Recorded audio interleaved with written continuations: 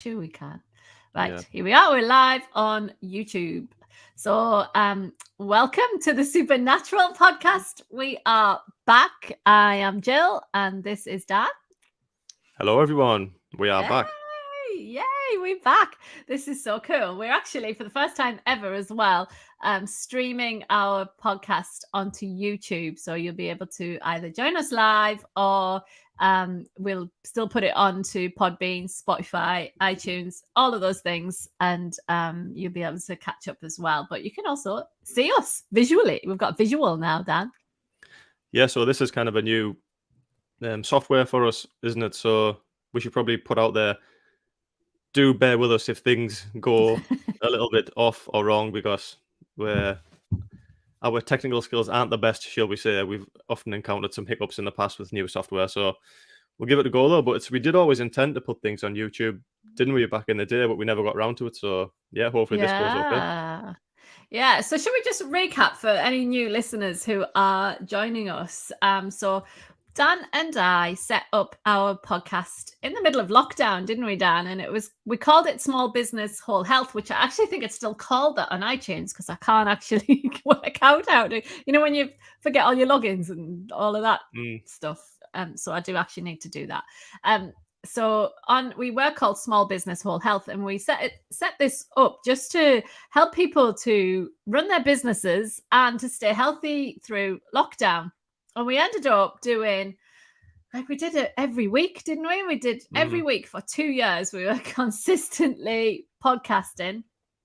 And then over the last year, we've kind of like let it slide a little bit because Dan's been having some massive life changes and life just got busy, didn't it? You know, we were getting back out of lockdown and was back into work and all of that kind of stuff. So we ended up just letting it slide, and we did a one at Christmas, just like an update. And then Dan's finally moved into his new house and whatnot, and all the stress and trauma around that. And then now we decided that it's a good time to restart it, but we'll probably end up just doing one, excuse me, one a month now, right? Yeah. And it just gives us a chance to, in a month, we can try and condense everything and make it like a good episode as well. But yeah, like you were saying about we started off as the Small Business Whole Health podcast, and we did 100 episodes of that, didn't we, before we changed the name to the Supernatural podcast. And I think we've done 15 of the Supernatural podcast, but it's still a total habit for me to call it the Small Business Whole Health podcast because we just did it so consistently over those 2 years in lockdown. I know. That I think it's forever going to be ingrained in my brain. So yeah, forgive me if I do call it the wrong name. Yeah. So Dan and I were both kind of, what are we, Dan? We're holistic coaches. We're strength coaches. I specialize in women's health. Dan specializes in strength and conditioning. We're also nutrition, energetics. What else, Dan? Everything, really, aren't we? Just say hippie, okay? I know you want to. That's what we are. We're hippies. That's what everyone else would refer to us as. We are hippies. I've gone beyond hippie now. I am next level, fifth dimension. So it's weird. I think when we first did the podcast, we were both kind of on the same level of like holistic health, hippiness. But in the past kind of 6 months, you've gone like ultra hippie, and I've gone the other way because I've been like rooted in the nuts and bolts of like moving house and raising a puppy, and like it's just been like I'm the complete opposite, not the complete opposite, but I'm the least hippie I've ever been, and you're the most hippie. Yeah, because you were like hippie-ish during lockdown because you were out in the grass doing your qigong and what was that thing that we did with that thing? The ruler? The Tai Chi ruler, yeah. Tai Chi ruler. 100 days of Tai Chi ruler you did, and the Wim Hof method. You were getting into all that. Now you're just laying the lawn. Yeah. I'm now out with buckets of gravel, filling a skip and going to the tip 15 times a week. Yeah. And trying to teach a puppy how to behave. So yeah, I cannot wait till life calms down a little bit for me, and I need to get back to some hippie stuff because, especially coming into summer as well, a lot of the hippie stuff is based in nature, outside, fresh air, grounding. So I cannot wait to get back into that type of stuff. I'm craving it. Yeah, and like unlike Dan, I've gone completely. I'm into the grid work, the crystals, the etheric bodies, the subtle energies, the energetics of everything. I've just got like so much going on around me and through me that it's just, I think I've just had a whole new, you've always known, Dan, that I had that element of ability. Oh, it's always been in there, but it's now eventually just coming to fruition, isn't it? It's just coming out of me, and I can't like help it now. It's just like, it's like an energetic flow, but it's all good. It's all good. Like most of the time, I can control it. Apart from, I've really noticed like lately, it's been eclipse season and in the moon. You know, like I've always been a bit of a moon worshipper. I've just had the weirdest things over the last 2 weeks happening, and it's just like, what is going on with the planets? Like I can actually sense when the planets are actually moving now and stuff like that. The next thing for you has got to be some sort of like plant medicine, like ayahuasca or DMT. Or what's the cactus? I can't remember that one. Or the toad. Oh no, you don't. I'm never going to go near a toad. Oh my god. I would never do anything toad-like. But yeah, next year I am actually doing a plant medicine course. Funny you should say that. And yeah, but it's not going to be like ayahuasca or fungi related.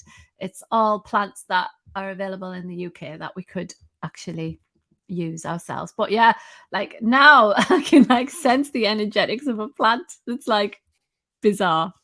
If you told me like 2, 3, 4 years ago I could sense the energetics around a plant, I'd have gone, nah, but actually I can.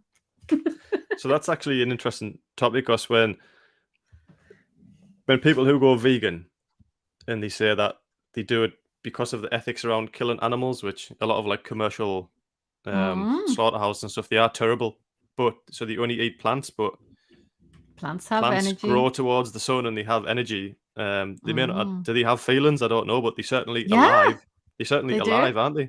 So it's like, and even when you I know you pick a piece of broccoli out of the ground, all the microorganisms and stuff, you still kill things to benefit yourself. So it's a little bit of a kind of debatable subject. Every plant and tree grows towards the sun, so when you eat that or kill that, you're still doing harm. So like, where do you draw the line? What would vegans eat though if they couldn't eat the plant? But you're right, plants have energetics and they have abilities and they can sense things, and and if you put them under a like under 24 hours under a camera, and then you can see plants and flowers opening and closing, so they literally move. So it's like if you just sped up the camera, they look like they move just like anything else in life moves. So are they any different to an animal or a human? Exactly. Like, so it's the ethics around it is interesting. Trees the same, like, you know, the energies around trees, they talk to each other as well, and they send chemical signals to each other when there's danger in the area. And and they share water and stuff, which is just like so common knowledge that what they do. But it's like, I think they did a study where they found out there was trees were sharing water through the root system, and it was like so many miles, but it was staggering how far they would share water to help out another tree that was dehydrated. Wow. And I think you we're talking about on one of the other podcasts about, was it the biggest living creature ever found was like a network of fungus or something? The mycelium layer. Yeah. It's called, it's like the internet of trees and nature, which is the fungal layer that goes through, and fungus as well. It's halfway between a plant and an animal, isn't it? It's like, what is it? It talks to each other. We eat it. It has energy, and trees and plants use it to talk to each other. It's like their version of the internet. Yeah. Did you, on a slightly related topic, but did you watch that series called The Last of Us or not? Oh yeah, I haven't watched it all, so don't tell us the end. Oh, so you watched some of it, but that's about like a hypothetical situation where what's the fungus called? I can't remember. Oh, it begins with an A. It's a certain type of fungus. Anyway, but that infects a human, and then the human becomes half human, half fungus. It's like, could that happen? Cordyceps, that's what it is. The cordyceps fungi. It just reminded me I need to watch the end of that. Well, yeah, it's it really was good. Yeah, so just putting it out there. Could this happen? I reckon it probably could. Mm. So today we don't really have a topic to talk about, although we just got as you can tell into deep discussions around the energy of fungus. But so we're just kind of like just saying hello. We're back. We're going to be back. I've written a few subjects down, Dan, that we might discuss in the future. And obviously, if our listeners have anything, I mean, we've done so many podcasts on so many different topics, but I think we could probably update a few now, like the things around energetics, maybe chakras, because I found some new chakras. Yeah, so the podcast we did on chakras was based on the traditional 7 chakras, wasn't it? But there's other teachings. I think the further you go into it, there's actually can be a lot more, not just the ones running up and down the spine and the they're like the main ones, but then there's other ones. There's ones running up and down, like all over and underneath you and above you and to the side and everywhere. So interesting. Yeah, is that where we've mentioned it before, where people do that Kirlian photography where you can see the auras coming off people. So I wonder if that is chakras in and around the body. Yeah, maybe. And you can also talk around the chakras in nature. Apparently, a lot of the major cities around the world are built on the chakras of the earth, aren't they, as well? So, yeah, it's not just us. So animals must have chakras as well. Yeah. Yeah. Isn't like Glastonbury like our chakra of the UK? Is that right? Yeah, that would make sense. Yeah, I'm sure that some of the 7 biggest cities in the world are what previously was it New York, New York, Sydney, London, and a few others. And people were saying that's where the chakra systems of the earth are, and that's just where the biggest populations happen to be.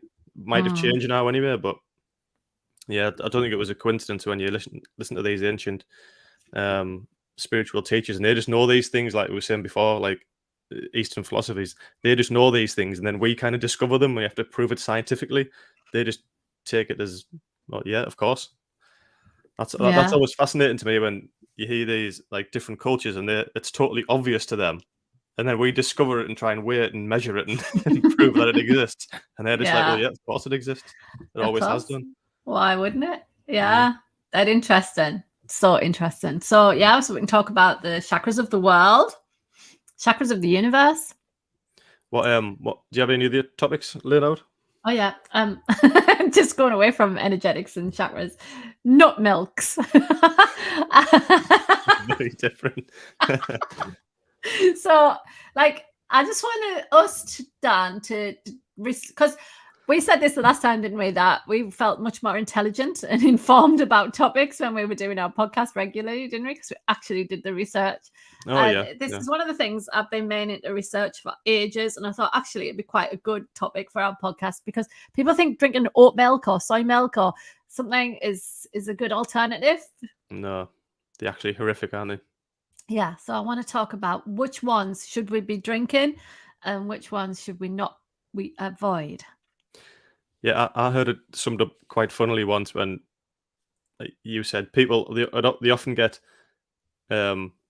marketed as healthier alternatives to cow's milk, which obviously cow's milk has its own health implications depending on like what type you drink or how you can digest different things. Yeah, exactly. But then so the market that is drink this whatever nut milk, it's better than cow's milk. But then I heard I saw a funny meme when it was like since when did almonds have nipples? Like you can't call them milk. Yeah, exactly. Oats don't lactate and things like that. So yeah, how do they make? If you think about what oats look like how do they get milk from there? So yeah, I want us to talk about that because people do think it's a health. I was talking to one of my friends and he was like, "Oh, I've started drinking oat milk and I'm doing this and I'm doing that," and I was like. And I was saying, like, that's not a healthy way. And he was thinking that it was going really healthy. You're bridging the gap. If you're massively lactose intolerant and you've been drinking cow's milk all your life, and you go to have an oat milk, you're probably going to see some changes in your health for the better. But it's probably not because of introducing the oat milk. It's probably because you're cutting out the cow's milk. Yeah. So I want us to do a little bit of research around milks. Yeah, that's which a good ones which ones we should be drinking, like, because coconut milk is a natural thing in nature. Oh yeah, it's really good, full of electrolytes, and so coconut milk is good, but oat milk, soy, should we be eating more soy? Especially, it's an estrogenic thing, so should we be putting more estrogen into our bodies? That's a good topic I wouldn't mind talking about as well. So you see a lot of people, especially like in my world of like weight training and muscle building, that type of thing, people who drink and eat protein snacks and protein drinks, but they just see the word protein on the label. Oh, it's got 24 grams of protein, but don't even look at the ingredients. And you look on the back, and all the protein comes from soy. Yeah. So in fact, if the aim is to build muscle, it doesn't matter how much protein you get, and if you filling your body with soy, which is estrogenic, your testosterone is going to drop. So it's going to have the reverse effect. So again, it's reading all the labels, doing your research, but you can't, at the same time, you kind of blame people for being marketed to, because protein is really important at building muscle, but not all protein is equal. Exactly. You have to look at where it comes from. Exactly. So yeah, and the thing is, like, if you go into the shop and they say these protein bars and stuff, and then like they're like £3 or something for a protein bar, then a bag of nuts, just regular nuts, is like a pound, and you get more protein from a bag of almonds or Brazil nuts or something than you would from the protein bar. Yeah, it's just... I'd spend another £1 or £1.50 and buy a steak and get double the protein, and the absorption rate's going to be a lot better anyway. God, it's just a lot of it's convenience as well. So yeah, and then I've been noticing these adverts for nut butters. Have you seen? It's really hard to say with the northeastern accent, isn't it? Nut butter, a nut butter, but a vegan butter, like plant. Have you seen this advert for plant butter? Talk to me about plant butter, Dan. What do you think of that? Well, the only butter I would ever eat would come from a cow. So yeah, so it's this big advert, like saying like minus the cow, cut out the cow. It's called cut out the cow and go straight for the plant. But like we said, plants have feelings too. So where do you start? And then, like, how many plants are they killing to get this vegan butter? And in my feelings are it's very non-healthy. Yeah, there's some very good documentation out there where it tells you to make, I don't know, like 1 pint of almond milk or any like nut butter or something, plant nut butter. It requires like 100 liters of water, like this much chemical process, this much waste gas in the factory where it was built, and it's not actually the same as having like if you like, and people think like what was it a couple of years ago, the big thing was that the amount of CO2 in the earth comes from cattle farms, but it's just totally made up when you get like factories in China which are pumping out all these emissions. But actually, regenerative farming and having grass-fed cows is actually good for the environment, isn't it? It's just all a myth. So imagine having this massive factory pumping out emissions into the earth to make nut butter or plant-based whatever crap, compared to like 100 cows in the same field eating grass. I know. I always think totally different, isn't it? If cows are creating that much problem with their CO2, what were dinosaurs doing? Like, they're massive. They must have been pumping out some CO2. A massive dinosaur. Can you imagine? How was the Earth? The Earth imploded by now. It's just a load of crap.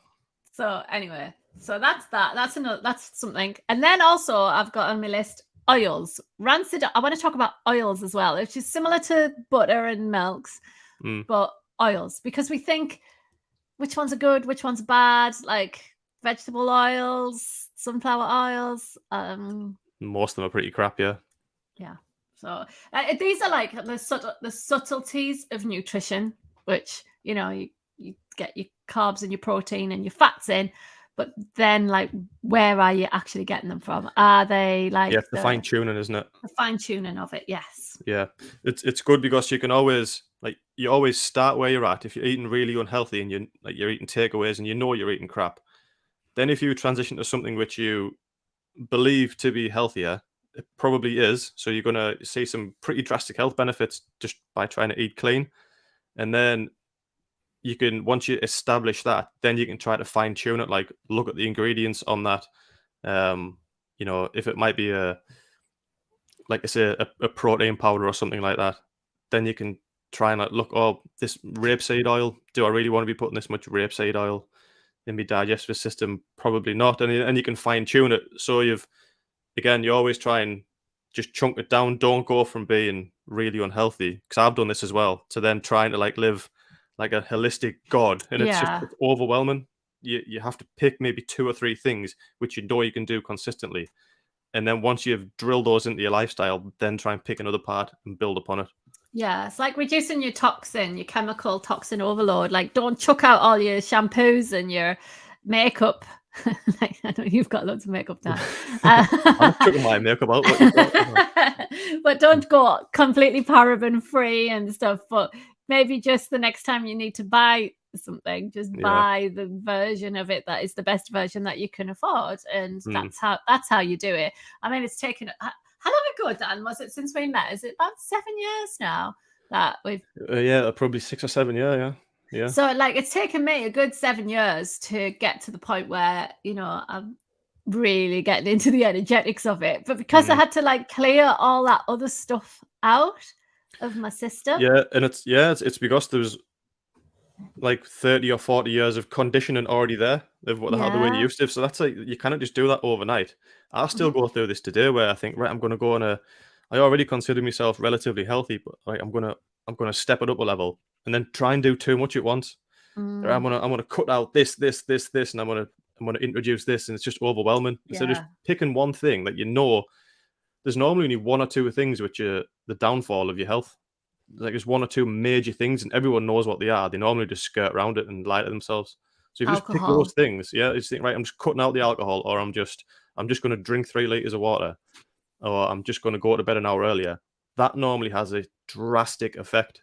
Instead of trying to cut out all the minuscule things, which is very inconvenient, just cut out the 1 or 2 major things which you know is going to move the needle, and then over time cut out the smaller stuff. Like you say, don't go and throw out all of your products. Just when they run out, buy something better.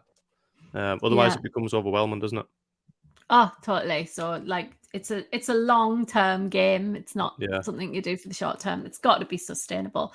But I also I want to talk about this as well, like the spiritual and the physical. I've realized, like, now that I'm at this level, and I'm not going to say that like I'm there, because I'm nowhere near there. I don't even know where there is. But you cannot separate the physical and the spiritual. And if you're not looking after your spiritual body and you're not looking after your physical body, then you're never going to get to a point that they're all interacting. And as Paul Chek says, who's our guru, that spiritual body is the leader of all of the bodies, the mental, the emotional, and the physical. Yeah, I tend to think you'll just find a lot more, like, not happiness in life, but a lot more peace and like acceptance, and you won't worry about the superficial things, which can cause a lot of stress, keeping up with the Joneses and, you know, trying to progress your career and do this, that, and the other. Whereas if you just can have a really strong spiritual practice, a lot of the time you kind of get to the point where, like, I'm not there yet. I have been in like short amounts of time where I've really like devoted time to like spiritual practice, where you kind of just think, what will be will be. And what's that saying? Successful people get what they want, but happy people, what I always forget. I know the one you mean. It's really good though, isn't it? Yeah. Success is getting what you want, but happiness is wanting what you get. Wanting what you get, Yeah, and that's kind of what I find when you have a really strong spiritual aspect to your life. You start to get to that point, and it's really peaceful, isn't it?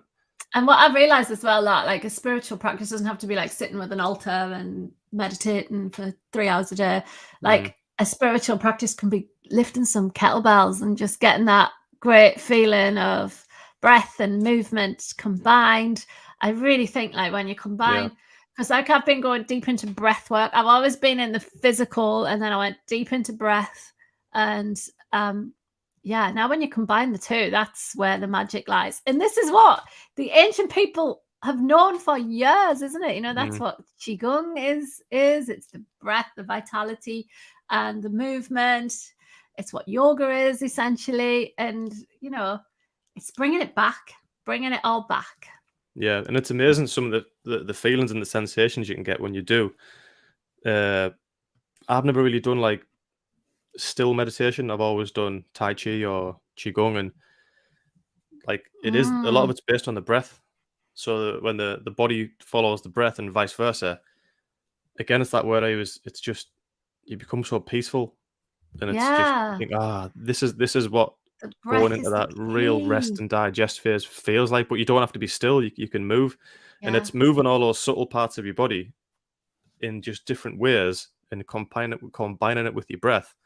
It's you can see why it was practiced for like millennia by these ancient philosophies, can't you? Yeah, it is powerful is a good word.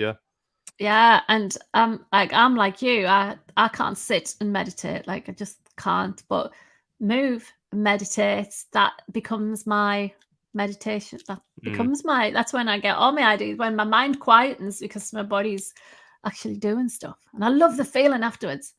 I'm a bit obsessed with kettlebells, Dan, and I've got to thank you for introducing them to me.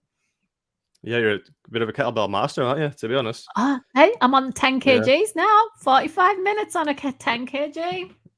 I was just thinking the other day, because I saw a sale on for kettlebells and they were so cheap. Remember during lockdown when... Oh, you couldn't get them for love nor money, could you? Kettlebells were like, you know, depleted uranium, trying to buy them on the black market. And people paying hundreds of pounds for kettlebells. Now they're like, I think it was on Argos or something, and they were like so cheap for a cast iron kettlebell. I know. So so I did the whole 45-minute class with a 10 kg. Oh, brilliant! Well, that's pretty impressive, that, yeah. So I'm getting big muscles on now. So but I'm just obsessed with the feeling afterwards. Yeah, and it's a natural thing to move weight, isn't it? It feels good. I always like that.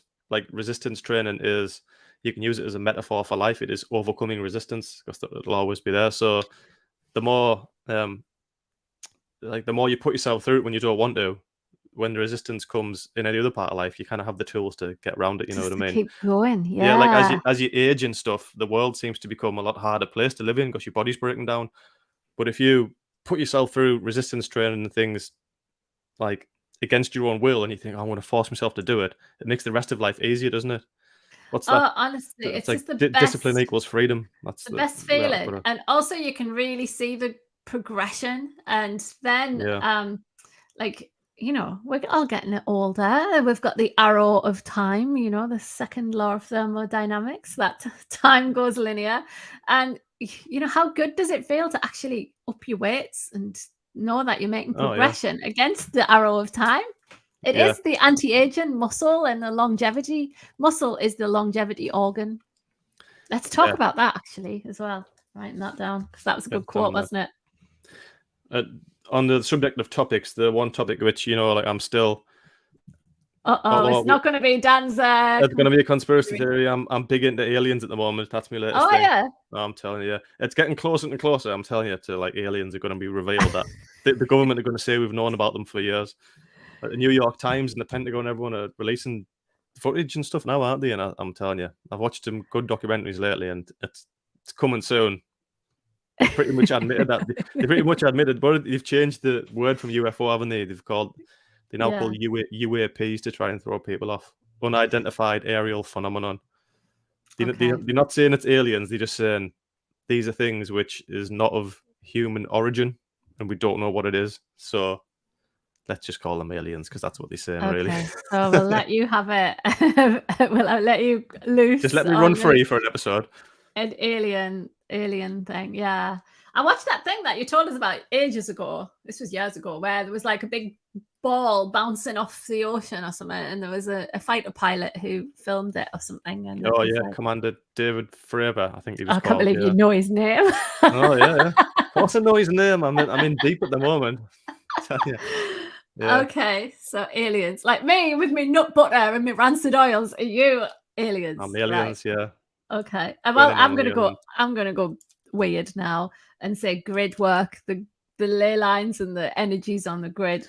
So this is something for all I've been a hippie for 10 years. I don't what are grid lines? And you'll have to literally introduce So, me like to how this the topic. body has meridians, meridian lines and chakras, and we've already said the Earth has chakras. It also has meridian lines that you can Oh, right, okay. sense. Actually, one runs through my studio, and usually they're where they converge is where like a big building, like the pyramids, for example, they're built on meridian lines. Durham Cathedral is built on a convergence of meridian lines. I imagine rivers and things. Yeah, rivers are really closely yeah. connected to them, and also animals often are the ones who point to them. Can you remember the story of the dung cow and Dunelm I and don't know. Durham? So the dung cow is what actually there was the cow sat down or something. The monks were following the cow, and the cow wouldn't move any further, and that's where they said, right, this is where we're going to build our. So there's often legends behind things that animals know where these meridian lines naturally are, and then we can like.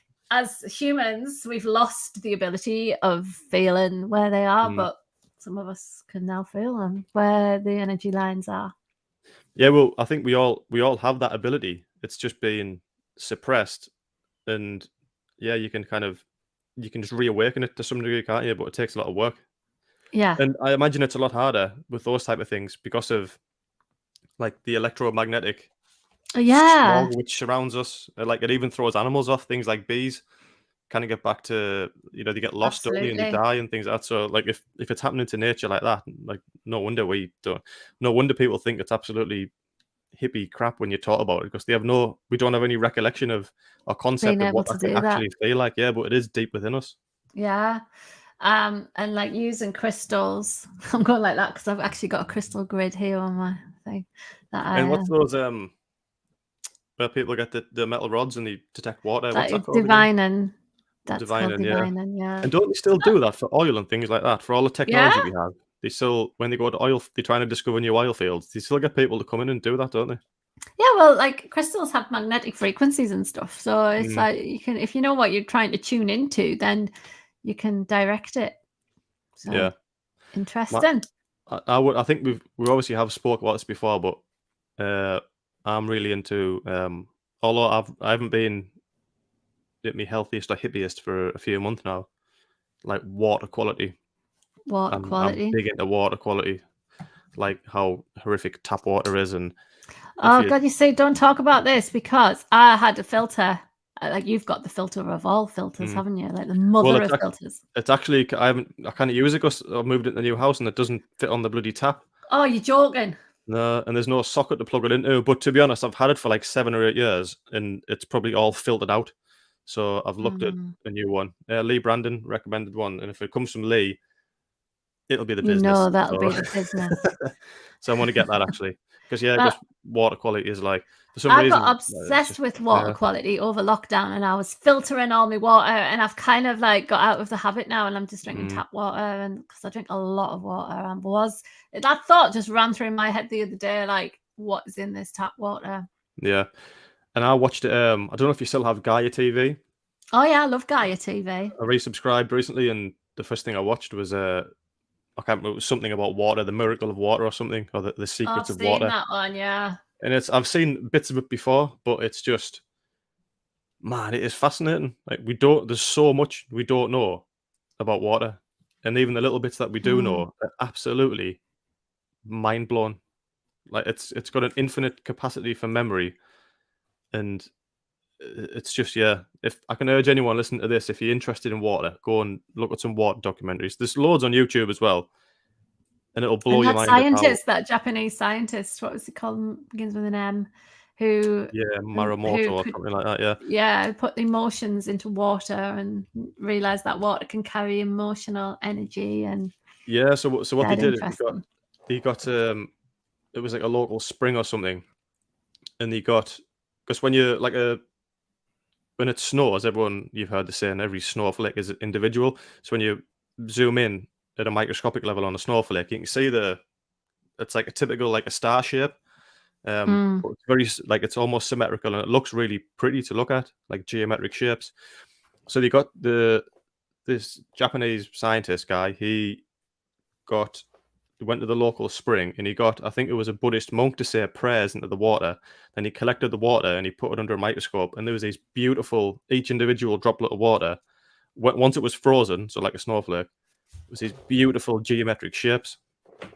And to look at them, you would think, "Oh, that's amazing." Like it's in like our human nature to realize it's a very like a pretty pattern to look at. But then he for the same water, which is like a running spring, he started saying like negative words into the water. He was saying things like hate, I hate you, Hitler, and all this thing. And then he collected the water again and froze it. And there was no geometric patterns, there was no symmetry. They were just blobs of water. And all that changed was the intentions behind the words you were saying to this running water. Yeah. And it was just amazing. And then he did it the similar experiment where they put seeds in soil and water, and they put the same water in every day, but all he did is he said prayers to different plants, to different ones. One was like a prayer of love, something else was a thing of hate, and one was a control test. And the one that they were saying hateful things to, the plant grew in like a crooked shape, but the one that they said like a love and prayer to grew straight towards the sun as normal. And it was just undeniable science what they were doing. Yeah. Well, it's like King Charles, he talks to his plants and he shakes hands with trees. Yes. Whenever he plants a tree, he shakes hands with it and says, grow well. There you go. Well, people have been hugging trees for as long as there's existence, haven't they? Yeah. Trees and when you were talking, I forgot to mention when you were talking about grid lines and stuff, I think we've mentioned on here before, the ancient Aboriginals used to have song lines. Yeah. So there would be like 50 miles between an Aboriginal tribe and then the next settlement or the next tribe. But to communicate, instead of walking 50 miles to, ask to borrow the bow and arrow, they would sing it down song lines, and they just knew there was these natural lines in the earth, and they would communicate over 50 miles just by singing or talking, because they knew where to say to and where to listen. So yeah, it all exists, doesn't it? All exists. It's all there. Just have to. What you have to do though is, because we live so much in the crap of everything, it's like clear all that out, and you don't realize until you can clear it all out, then you start to hear the real stuff. And it's difficult because the earth is getting pretty bombarded, isn't it? So it's and sometimes I think as well is that the Gaia, we already mentioned Gaia TV, but the word Gaia comes from the Gaia hypothesis, which is kind of the world is an organism. Whatever you do to it, it responds, doesn't it? So like if we keep treating the earth like like crap, essentially, it'll start to have negative effects. It'll start to give out signs. So like if you treat your body like crap, you start to get acne, you start to smell, you start to have weird thoughts. Well, the hypothesis is like the world will do the same. It'll start to have irregular weather. It'll start to kind of, what does Paul Chek say, the pain doctor? So you'll just keep getting the symptoms, but the symptoms get bigger and bigger and bigger until you can't ignore it anymore. Like first you just feel sluggish, then you have bad skin, then your joints hurt, then eventually it's just, if you keep ignoring every sign, your body just keeps going, I'm just going to give you a bigger sign, till eventually you get cancer. And if you ignore that, your body just goes, right, well, you're dead. Like how many signs are you going to ignore? And the earth, essentially, what the Gaia hypothesis says is it does the same thing. It just keeps giving you signs that things are getting bad. When are you going to start, looking after yourself? Absolutely. So I totally believe in that type of thing. And, if there's like irregular weather events and all this type of thing, is that a sign that the earth's saying, like, can you please stop polluting me? Because I'm going to have to keep giving you some big warning signs until you wake up. Yeah, absolutely. Anyway, that was a little tangent. We haven't done one for a while. So Dan, we've done 40 minutes, and considering we didn't have any topics to talk about, we've covered quite a few there. Also, my last topic I want to do in the future podcast is heavy metals and how to get rid of them out of your body. Apparently doing a heavy metal detox is pretty hardcore, isn't it? It's hardcore, isn't it? Yeah. Well, I'm sure I've got mercury fillings in my mouth, so have you? At one point in life, I wouldn't mind getting them out, but it's a very delicate subject. It's expensive and it can be dangerous, can't it, if it's done wrong? But yeah, I don't want. Again, it's like I wish all these things were taught when you were a kid. Like my parents didn't know what the hell mercury fillings were and how bad they were. You just trust the doctor, don't you? And you trust the dentist. But a lot of it's so horrific for your health. I don't have any fillings. Never had one. Neither Stephen. That's really good, yeah. That's really good. But to be honest, I say I wish I never had motor fillings. I wish I wasn't fed sugar until I was 18. I didn't need them, yeah. But again, my parents didn't know. So, well, that's it. We're from different times, Yeah. And you can only, once you know better, you can do better. Yeah, and an interesting thing I heard recently was the law of exposure. It's once exposed, you cannot be unexposed. So once you know the truth, then no matter how hard you try, you cannot unknow it. You're just in denial. So then it's up to you. You can bury your head in the sand, but the problem won't go away. It's called the law of exposure. Once exposed, you cannot be unexposed. So once I start teaching you about grid work and stuff, and then you start feeling the grid, you can't be unexposed to that kind of stuff. But even now you've already mentioned it to me, you cannot unexpose it to me unless like you have one of those Men in Black pens and zap my memory. Like I know it exists now, so I can either deny that it exists and pretend it's a load of crap, or I can't unknow about aliens coming to the Earth. Yeah, you heard it here first.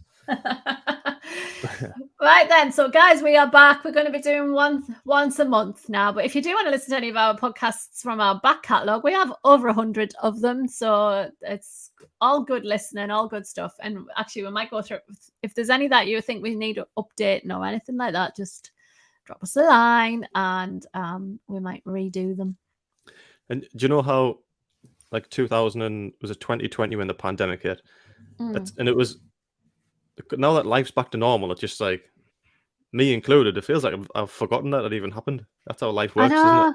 It's weird. But like, it was the most crazy time, especially in our lifetime. It was absolutely mental, wasn't it? The world shut down.